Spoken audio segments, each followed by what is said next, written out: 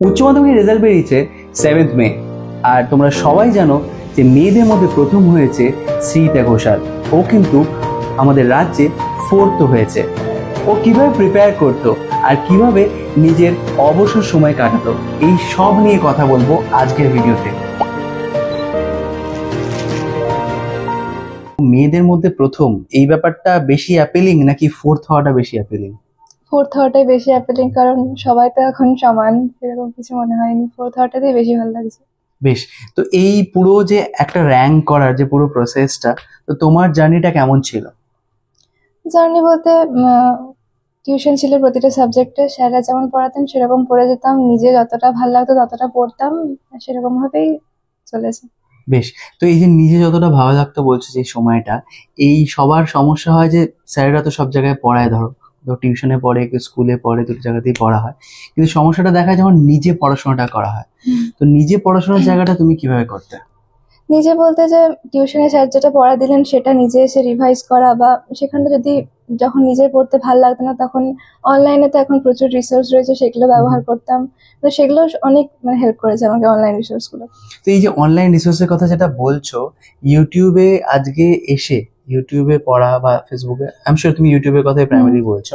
তো ইউটিউবে তো এত কেউ পড়ছে, সবকিছু দেখছো, যেমন এর পাশাপাশি একটা বড় সমস্যা যে ইউটিউবে এসে অনেকে হয়তো অন্য কন্টেন্ট দেখছে, কেউ হয়তো রিলস দেখছে। তো এই নিজেকে কন্ট্রোল করে এসে পড়াশোনার মধ্যে থাকবে, এটা কিভাবে হয়? হ্যাঁ, নিজের ইচ্ছা থাকলে সেটা হবে। সেটা যদি নিজেকে বুঝতে হবে যে হ্যাঁ আমাকে কতটা পড়তে হবে, আমার একটা গোল থাকতে হবে যে হ্যাঁ আমাকে এটা পড়ে নিতে হবে। তো সেটা পড়ার পরে রিল দেখুক, অসুবিধা নেই। সেটা না করে রিল দেখলে অসুবিধা। মানে সেলফ গোল সেট করে সেটা হ্যাঁ, কমপ্লিট করে তারপরে একদমই। এগিয়ে যাওয়া, তাই তো? বেশ, তো এবার একটা বড় পার্ট হলো, ধরো তোমার যে সেলফ স্টাডি যে একটা তুমি কারিকুলামের কথা বললে, অ্যান্ড দেন একটা পার্ট আসে যেখানে হলো ইভ্যালুয়েশন। তো তোমার ইভ্যালুয়েশন প্রসেসটা কিভাবে ছিল? তুমি লেটস সে টিচারদের উপর ডিপেন্ডেন্ট ছিলে, নাকি তুমি নিজেও নিজেকে ইভ্যালুয়েট করতে মাঝে মাঝে, কিভাবে তোমার প্রসেসটা ছিল? টিউশনে তো টিচাররা সবসময় মক টেস্ট নিত, মানে হুম বোর্ডস এর ইয়েতেই নিত। হুম তো হুম সেগুলো থেকেই হতো ইভ্যালুয়েশন। তাছাড়া আমি বাড়িতেও মাঝে মধ্যে দিতাম বিভিন্ন হুম প্রশ্নপত্র, মক টেস্ট এরকম। হুম হুম। নানান অর্গানাইজেশন তো ধরো মক হ্যাঁ। টেস্ট করে। তো তুমি হলো ওই তোমার টিউশন বা যেখানে যেতে সেখানের মক টেস্ট গুলো শুধু করতে, না ভিন্ন ভিন্ন অর্গানাইজেশন গুলোও করেছো? না, অনেক রকম জায়গা অনেক থেকে আমি জায়গাতে করেছি, করেছো। হ্যাঁ। এবার এই পুরো যে মক টেস্ট গুলো করা, এটা তোমার কি মনে হয়, এটা তোমাকে কিভাবে হেল্প করেছে? মক টেস্ট দিয়ে বুঝতে পারছি যে আমার কতটা প্রিপারেশন, বা আরো কি ইমপ্রুভ করতে হবে, কোন জায়গাগুলো আমার উইক রয়েছে সেগুলোকে আবার পরবর্তীকালে ঠিক করা, এটুকুই। বেশ, তো তোমাকে দেখে যারা ধরো ইন্সপায়ার হবে আর তারা যারা চেষ্টা করবে, যে তোমার ফিজিক্স আর বায়োলজি রাইট দুটোতে 100 ছিল, তো এই দুটোতে যদি মানে এরকম সাবজেক্ট গুলোতে যদি কেউ 100 পেতেন, তারপরে বাকি সাবজেক্টে আরো গুলোতে 98 অনেক কটাতেই রয়েছে, এরকম একটা মার্কস পেতে গেলে লেটস সে তারা কিরম ভাবে অ্যাপ্রোচ করবে পুরো পড়াশোনাটাকে?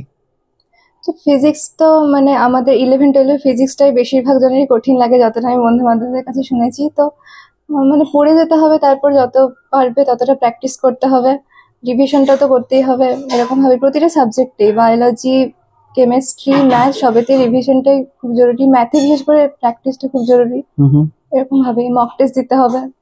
বেশ, তো এবার এবার ধরো রিভিশনের যে প্রসেসটা আছে, লেটস সে আজকে আমাদের কাছে ধরো যখন শুরু হচ্ছে 12টা, আমাদের কাছে 12 মান্থস আছে, ঠিক আছে? এবার স্টাডি, রিভিশন, ইভ্যালুয়েশন, এটা কিভাবে ব্রেকডাউন করা দরকার? মানে স্টেপে হবে, প্রতি স্টেপে হওয়া উচিত, কিছু সময় পর পর তুমি কিভাবে করেছিলে? সেটা আমার মনে হয় প্রতিটা স্টুডেন্টের আলাদা আলাদা হবে। আমার ক্ষেত্রে ছিল মানে সিলেবাস যতটা পারবো করব, তারপরে সেই মানে যতটা পড়লাম সেটারই আবার প্র্যাকটিস, সেটাতেই মক টেস্ট, এরকম ভাবেই ছিল।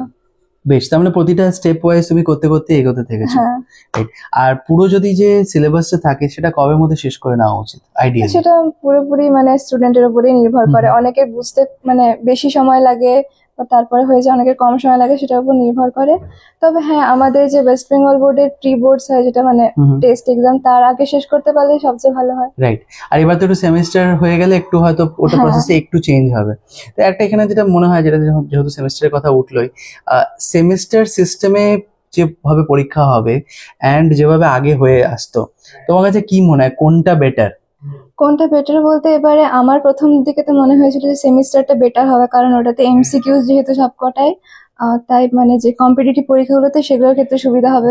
কিন্তু মানে সমস্ত টিচারদের কাছ থেকে যেরকম শুনছি, বলছে যে মানে শুধু তারা কোয়েশ্চেন করছে, কনসেপ্টের উপর একদমই মানে জোর দিচ্ছে না, থিওরি জায়গাটাকে তারা কিছু রিভিশন করছে না, তাহলে এবার সেটা থিওরিটা কোথাও ল্যাকিং হয়ে যাবে, হ্যাঁ। কম্পিটিটিভটা হয়তো এগিয়ে যাবে, থিওরিটা হ্যাঁ। ল্যাকিং হয়ে যাবে।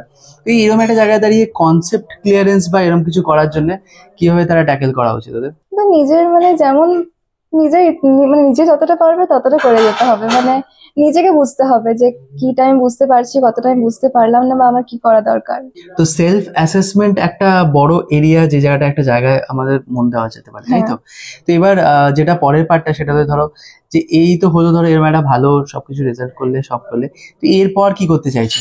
এরপর তো আমার ইঞ্জিনিয়ারিং নিয়ে পড়ার ইচ্ছা আছে, এবার দেখা যাক যে বিভিন্ন কম্পিটিটিভ এক্সাম গুলো দেবো। তো এই 2 বছর তো সেরকম ওই দুটোর জন্য প্রিপারেশন করা হয়নি ঠিকই, হুম। তো এরপর দেখা যাক কি হয়। তো পুরো সময়টাই তুমি ধরো যেহেতু বোর্ডসে দিয়েছো, ওই জন্য কম্পিটিটিভের জন্য একটু সময় নিয়ে তারপর হ্যাঁ, হয়তো পরের পরীক্ষাটা আরো দেবে। Extra practice. তো তুমি ইঞ্জিনিয়ারিং হতে চাও? হ্যাঁ। তো এই ইঞ্জিনিয়ার হওয়ার ডিসিশনটা কিভাবে হলো, মানে হাউ ডিড ইউ অ্যারাইভ এট ইট? সত্যি কথা বলতে মানে ক্লাস 10-এর আগে আমার সায়েন্সের চেয়ে আর্টসের দিকে বেশি ভালো লাগতো আর কি, বাট ক্লাস 10-এর পরে ডিসিশনটা চেঞ্জ হয়ে যায়। তাছাড়া আমার মানে 9 থেকে ওই এআই বা মেশিন লার্নিং এই সমস্তের প্রতি একটা ইন্টারেস্ট আসে, মানে কিভাবে সমস্ত জিনিসগুলো হচ্ছে একটা জানার ইচ্ছা আছে, তো এই জন্যই। রাইট। আর ধরো একটা মিথ বলতে পারো, বা যেটা আগে হয়ে এসে দেখে এসেছি, যে ধরো যেগুলো শহরে যে ধরনের রিসোর্সেস থাকে, সেটা হয়তো ধরো আজকে এখানে বসে সব করার অ্যাক্সেস পাওয়া যায় না। তো এটা কি ঠিক? তুমি কিভাবে এটাকে ট্রিট করেছো? না, এখন তো অনলাইনে প্রচুর মানে অ্যাভেলেবেল হয়ে গেছে, তাই এখন তো কোনো অসুবিধাই নেই। আগে হয়তো হতো না, তো এখন তো অনলাইনে বলবো যে অনেক বেশি, মানে অফলাইনের চেয়েও হয়তো বেশি সুবিধা হয়ে গেছে অনলাইনে, মানে পড়াশোনার জিনিসপত্র পাওয়ার ক্ষেত্রে। এবং তুমি সেটা খুব ভালোভাবে ইউজ করে হ্যাঁ। নিজেকে হেল্প করে নিয়েছো। হ্যাঁ, তো আমি একদম একটা লাস্টের দিকে একটা জিনিস আসতে চাইবো, সেটা হলো যে যদি কোনো টিপস দিতে হয়, ঠিক আছে, ধরো থ্রি কি পয়েন্টস যেটা যে কোনো স্টুডেন্টের মাথায় রাখা উচিত for this entire journey of preparation for উচ্চ মাধ্যমিক। প্রথম কথা তো কনসেপ্টটাকে ক্লিয়ার করতে হবে, প্রথম কথা সেটা। তারপরে নিয়মিত রিভিশন করতে হবে, আর মানে পেছনে লেগে থাকতে হবে, কোনো একটা গোল সেট করে সেটার উপর, মানে যে হ্যাঁ লক্ষ্য থেকে আর কি সরে যাওয়া চলবে না, এরকম। রাইট। আমরা একটা কুইক র্যাপিড ফায়ার করবো, আমি জাস্ট তোমাকে একটা করে কোয়েশ্চেন করবো, যা মাথায় আসবে সেটাই বলবো, ঠিক আছে? আচ্ছা। ইজি করবো, কঠিন কিছু না। ফেভারিট লেখক? ফেভারিট লেখক আপাতত রবীন্দ্রনাথ ঠাকুরেরই আমি বেশিরভাগ পড়ি। বেশ। সব থেকে প্রিয় বই? সেরকম কিছু নেই, বাট পথের পাঁচালী। আচ্ছা। ফেভারিট ঘোরার জায়গা? ঘোরার জায়গা বলতে সত্যি কথা বলতে সোনামুখীর মধ্যে সারাক্ষণ বেশিরভাগ ঘোরা হয়েছে। তাছাড়া মামা বাড়ি, দাদু বাড়ি, এসব জায়গাগুলো বেশি। সেগুলো কাছাকাছি? হ্যাঁ, সবই কাছাকাছি। আচ্ছা। Favourite food? সেরকম কিছুই নেই, সবই ভালো লাগে। বেশ। স্কুল এডুকেশন নাকি টিউশন এডুকেশন, কোনটা বেশি তোমার কাছে ইম্পর্টেন্ট? দুটোই ইম্পর্টেন্ট আমার কাছে, কারণ এই মানে বর্তমানে পশ্চিমবঙ্গে যা অবস্থা, মানে ক্লাসের জানবেন নিশ্চয়ই যে টিচারদের অনেক সেই জন্য হয়তো পুরোপুরি স্কুলের উপর ডিপেন্ডেন্ট হতে পারছি না, সেই জন্য টিউশনের উপর হতে হচ্ছে। তো কিন্তু তাছাড়া স্কুলের এডুকেশনটা খুবই ইম্পর্টেন্ট, আমার কাছে খুবই ইম্পর্টেন্ট। তোমাকে স্কুল সেভাবে হেল্প করেছে? হ্যাঁ, হয়তো এই 2 বছর অতটাও নির্ভর করিনি, বাট তার আগে পর্যন্ত আমার যতটা পড়াশোনা ছিল সবটাই স্কুলের উপরে নির্ভর ছিল। বেশ, থ্যাংক ইউ সো মাচ আজকে আমাদেরকে সময় দেওয়ার জন্য, আর all the best. Thank you.